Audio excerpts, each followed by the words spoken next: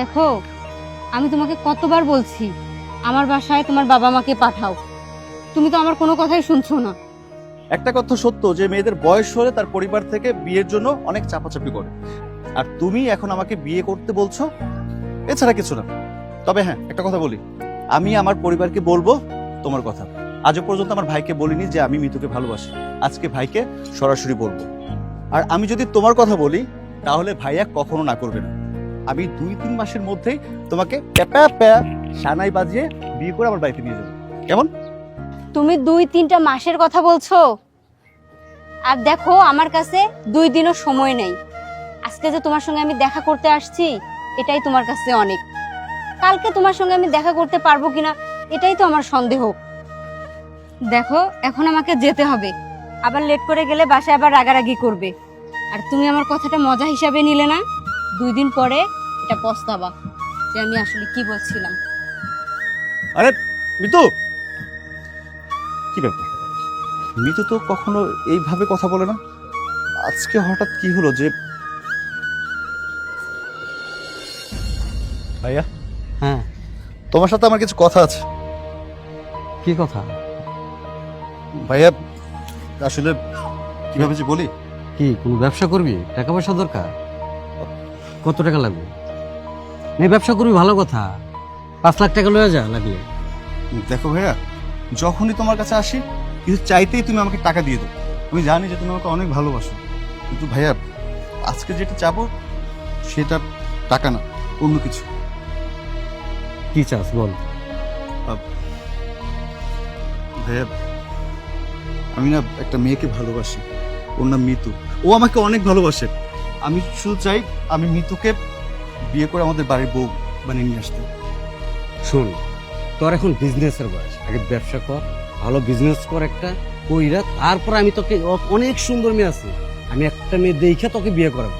এখন তোর বিয়ের বয়স হয়েছে, তোর তো বিয়ের বয়সই হয় না। ভাইয়া ভাইয়া তুমি বুঝতে চেষ্টা করো, আমি ওকে ভালোবাসি, ও আমাকে ভালোবাসে। ও বলেছে যদি আমার বাড়ি থেকে আমার গার্ডিয়ান ওর বাড়িতে বিয়ের প্রস্তাব নিয়ে যায়, রাজি হয়ে যাবে, আমার সঙ্গে বিয়ে দিয়ে দিবে। আর আমি সত্যি ওকে পেলে পৃথিবীর সব চাইতে মানে আমি একটা জিনিস পাবো। প্লিজ ভাইয়া তুমি আমার এই রিকোয়েস্টটা অ্যাকসেপ্ট করো। হ্যালো, বল।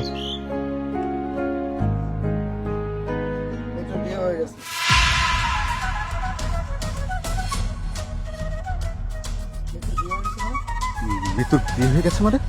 কি বলছিস তুই? তোর কি মাথা ঠিক আছে? আরে আমি তো কালকেও মিতুর সাথে কথা বললাম, ও তো আমাকে বললো যে ও বিয়ে করলে আমাকে করবে। সবই ঠিক আছে, কিন্তু ওর বিয়ে সাথে হয়েছে মানে কোনো আয়োজন ছিল না। হঠাৎ করে দেখতে আসছে, ভালো ছেলে পাইছে, বিয়ে দিয়ে দিচ্ছে। কি বলছিস? আমি তো বিশ্বাস করতে পারছি না, ও আমাকে ছাড়া কাউকে বিয়ে করতে পারে না। তাহলে সেখানে বিয়ে হয়ে গেছে, সেখানে আমি আর তোকে বিশ্বাস করাবো কিভাবে? সিরিয়াসলি ইমোশন বিয়ে হয়ে গেছে। আচ্ছা ঠিক আছে, ওর বিয়ে হয়েছে কিনা আমি দেখছি। ফোনটা কি বললো? মানে মিতুর বিয়ে হয়ে গেছে? আবার পরিবারকে আমি এত করে বুঝিয়েছি যে আমি মিতুকে ভালোবাসি, আমি মিতুকে বিয়ে করতে চাই, ওদের বাড়িতে সম্বন্ধ নিয়ে যাও, তাদের মাথার মধ্যে ঢুকেই নি আমার কথা। আর আজকে যদি মিতুর বিয়ে হয়ে যায়, আমার জীবন থেকে মিতু চলে যায়, তাহলে আমার পরিবারের মানুষ আমার ভাই এক।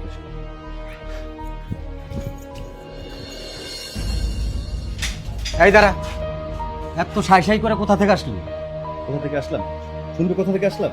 হুম, ভাইয়া তোমাকে অনেকবার করে বলছি, বারবার করে বোঝাইছি যে আমি আমি মিতুকে ছাড়া থাকতে পারবো না, আমি ওকে ভালোবাসি, ওকে বিয়ে করতে চাই। তুই আমার কথা শুন, টাকা পয়সা দিয়ে না কখনো প্রেম ভালোবাসা বিশ্লেষণ করা যায় না, টাকা পয়সা দিয়ে না মানুষকে কেনা যায় না। তুই বোঝার চেষ্টা কর, আমি তোমার একটা মাত্র ভাই, আমি যদি মিতুকে না পাই না আমি নিজে সুইসাইড করব। দেখ ভাই, তুই পাগলামি করিস না। তুই কি বলতাছস এইসব? কোথাকার কোন মায়ার লিগা তুই তোর জীবন দিয়ে দিবি মানে? তুই এটা কোনো কথা বললি? তুই আমার একটা মাত্র ভাই, আর তুই ছাড়া আমার কেউ আছে? তুই বল একবার। ও আচ্ছা আচ্ছা, মান সম্মানের চিন্তা করছিস। আমি যদি ওই মেয়ের মানে মিতুর শ্বশুর বাড়ি থেকে তুলে নিয়ে আসি, মান সম্মান চলে যাবে, পুলিশ কোর্ট কাছারি আদালত সবকিছু হবে, আমাদের মান সম্মান চলে যাবে। হ্যাঁ, এই যে এত এত টাকা, আমি কি শুনেছি জানো ভাইয়া? হ্যাঁ, পৃথিবীতে টাকা হলে বাঘের চোখ পাওয়া যায়, আর সেই বাঘের চোখ না সস্তায় পাওয়া যায় না, অনেক দূর থেকে আনতে হয়। আর তোমার কাছে তেমন কিছু চাইনি।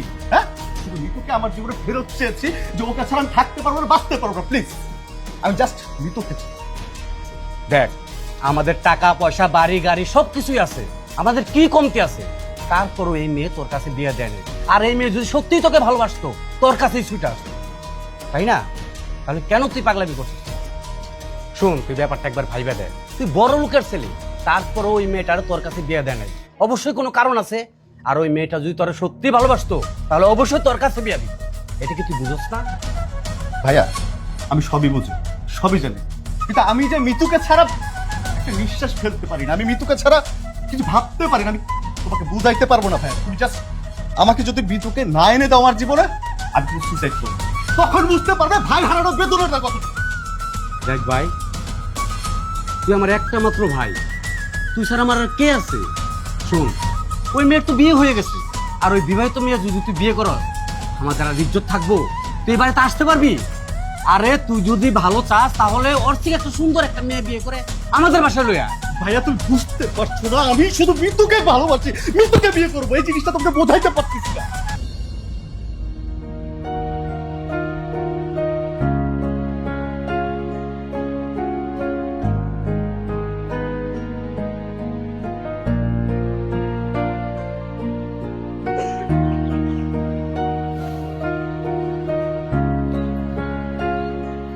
এই, তুমি এখানে দাঁড়িয়ে আছো?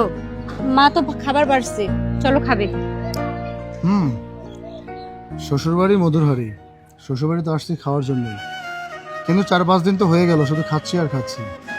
কিন্তু ম্যাম, আমি তো একটা চাকরি ফেলে আসছি, আমার চাকরিটা করতে হবে না? আমি বিয়ের জন্য 5 দিন ছুটি নিয়েছিলাম, অলরেডি 4 দিন চলে গেছে, কালকের দিন পরে আমাকে আবার জয়েন করতে হবে।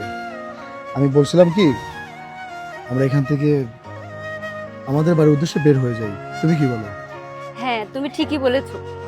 অলরেডি আমাদের বিয়ে তো 4-5 দিন হয়ে গেছে, আর তোমার যেহেতু চাকরি বাঁচাতে হবে, জয়েনও করতে হবে। তুমি বাবা মাকে বলো আমরা কালকে সকালে উঠে চলে যাচ্ছি। আমারও তো একই কথা, চাকরি না থাকলে আমার এই সুন্দরী বউকে আমি খাওয়াবো কি? আচ্ছা, ক্ষুধাও তো লাগছে, আর মা যেহেতু ভাত বেড়ে আমাদেরকে ডাকতেছে, তুমি টেবিলে বসো, আমি আমার ফ্রেন্ডকে নিয়ে আসতেছি। যাও। তাড়াতাড়ি আসিও কিন্তু। হ্যাঁ।